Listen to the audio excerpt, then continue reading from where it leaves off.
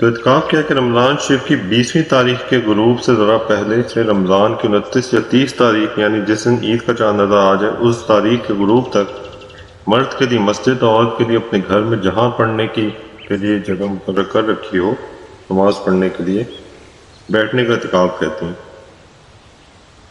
تو اعتکاف سے مراد یہ ہوتی ہے کہ انسان آئسولیٹڈ ہو کے اللہ کی عبادت میں مشغول ہو جاتا ہے۔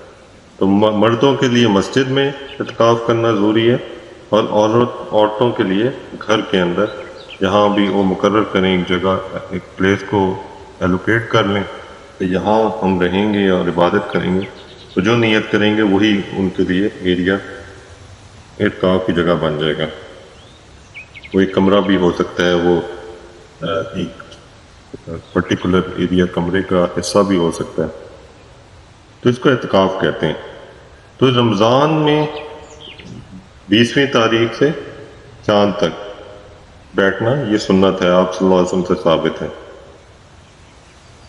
اور یہ بہت فضیلت والا عمل ہے کہ حدیث میں ہے کہ جس نے 10 دن آخری عشر رمضان میں اعتکاف کیا وہ اعتکاف 2 حج اور 2 عمروں کے برابر ہے، یعنی اس کو 2 حج اور 2 عمروں کا ثواب ملے گا۔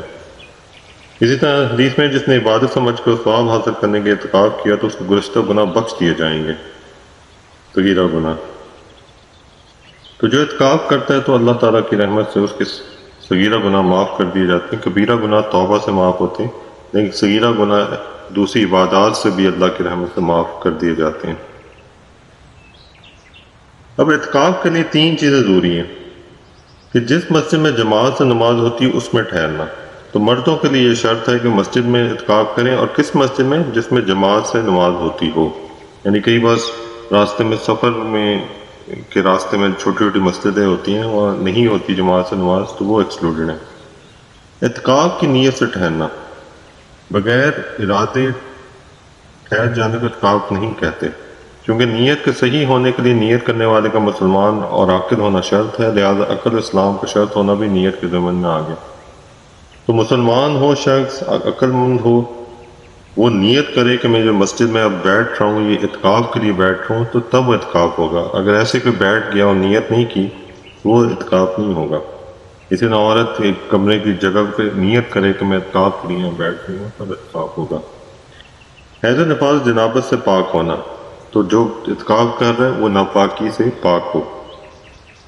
عورت اپنے گھر میں جو جگہ نماز وغیرہ کی خاص رکھی ہو، خواہ کمرہ ہو یا تخت چوکی وغیرہ، اسی جگہ اعتکاف کرے، اور اس جگہ سے بدون پیشاب خانہ کھانے پینے کی ضرورت کے وہاں سے نہ اٹھے۔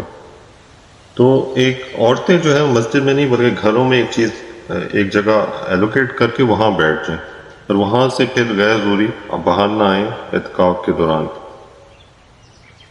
اب اعتکاف کی 3 قسمیں ہیں، واجب، سنت موقتہ اور مستحب۔ تو واجب کیا ہے کہ نظر کا اعتکاف واجب ہوتا ہے، نظر چاہے غیر معلق ہو، جیسے کوئی شخص بغیر کسی شرط کے اعتکاف کی نظر کرے، یا معلق ہو، جیسے کوئی شخص یہ کہے کہ اگر میرا فلاں کام ہو جائے گا تو میں اعتکاف کروں گا۔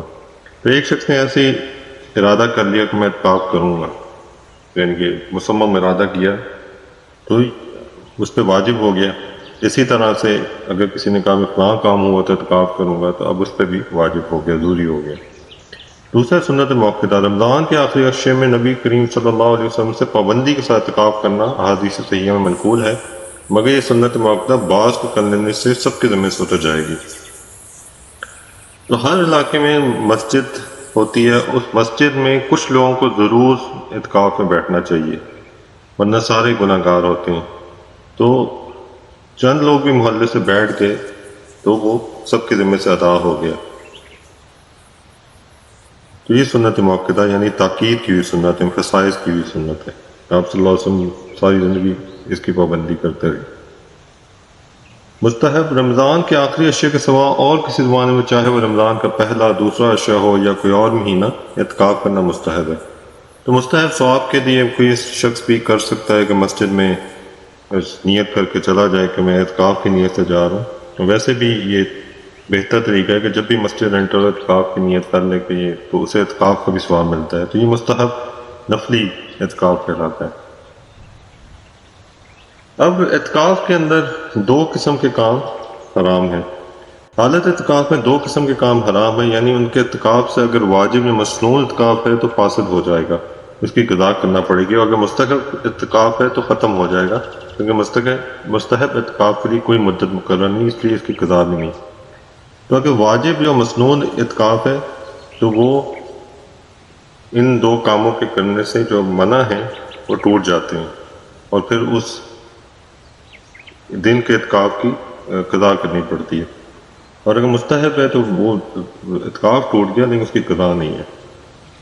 پہلی قسم کا کیا کام ہے جو منع ہے کہ اعتکاف کی جگہ سے بلا ضرورت باہر نکلنا، ضرورت عام چاہے طبعی ہو یا شرعی۔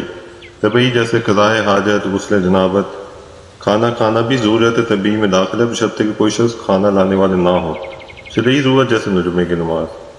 ضرورت کے بغیر اعتکاف کی جگہ سے نکلنا، مسجد سے جو مرد مسجد میں بیٹھا ہو مسجد سے بغیر ضرورت کے نکلے تو اعتکاف ٹوٹ جائے گا۔ عورت ایک جگہ بیٹھی ہوئی ہے لوکیٹڈ جگہ پہ، وہ وہاں سے بلا ضرورت کے نکلے گی تو اعتکاف ٹوٹ جائے گا۔ ضرورت کیا ہے؟ طبعی یا شرعی۔ طبعی کیا مطلب کہ جو انسان کی نیڈز ہوتی ہیں، واش روم جانا ہے یا کھانا کھانا کے لیے جانا ہے کیونکہ کھانا پرووائڈ کرنے والا نہیں ہے، اور شرعی ضرورت جیسے مردوں کے لیے ہوتا ہے جمعے کی نماز کے لیے نکلنا پڑے اگر وہاں اس مسجد میں جمعے کی نماز نہیں ہوتی۔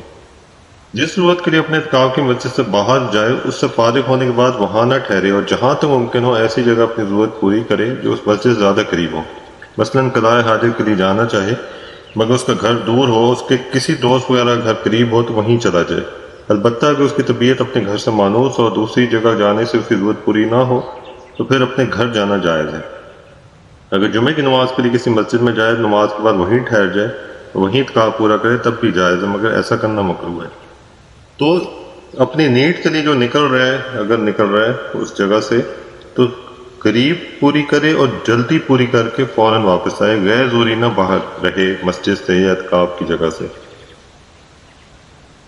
بھولے سے بھی اپنے اعتکاف کی مسجد سے باہر نکلا تو اعتکاف ٹوٹ جائے گا۔ تو ایک شخص بھول کے یاد نہیں رہا اس نے باہر سٹیپ کر لیا مسجد سے بغیر ضرورت کے تو اعتکاف ٹوٹ جائے گا۔ جو عذر کثرت سے پیش نہیں آتے ان کی وجہ سے اعتکاف کی جگہ چھوڑ دیں سے بھی اعتکاف ختم ہو جائے گا۔ مثلاً کسی مریض کی عادت کے لیے یا کسی ڈوبتے ہوئے کو بچانے کے لیے یا آگ بجھانے کے لیے یا مسجد کے گرنے کے ڈر سے مسجد سے نکلنا، اگرچہ ان صورت میں اعتکاف کی جگہ سے نکل جانا گناہ نہیں بلکہ جان بچانے کی غرض سے ضروری ہے، مگر اعتکاف باقی نہیں رہے گا۔ اگر کسی شرعی یا طبعی ضرورت سے نکلے گا اور راستے میں ضرورت پوری ہونے سے پہلے یا اس کے بعد کسی مریض کی عادت کرے یا نماز جنازہ میں شریک ہو جائے تو اس میں کوئی حرج نہیں۔ تو صرف ایسی چیز کے لیے نکلنا جو طبعی یا شرعی بہت اہم ضرورت نہ ہو۔ مثالیں کچھ تھیں کہ کسی کو بچانے کے لیے، مریض کی عادت کے لیے یا اپنی جان بچانے کے لیے نکلا کہ مسجد کے گرنے کا ڈر ہے تو گو کہ جائز ہے، گناہ نہیں ہے کیونکہ جان بچانا فرض ہے، لیکن اعتکاف باقی نہیں رہتا۔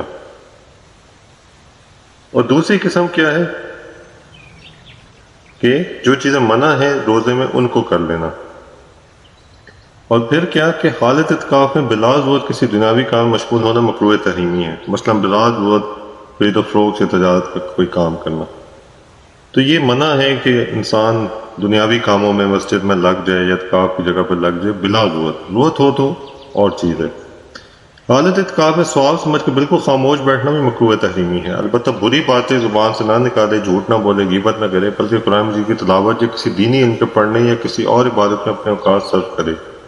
خلاصہ یہ کہ بالکل خاموش بیٹھنا کوئی عبادت نہیں۔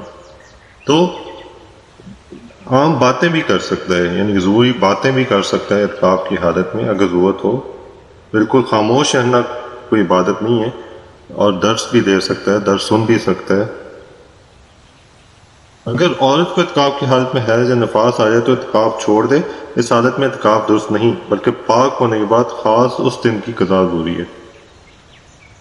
تو اگر عورت ناپاک ہو جائے اعتکاف میں تو اعتکاف اب درست نہیں ہے، بعد میں اس دن کی قضا کر لے جس دن یہ ہوا ہے۔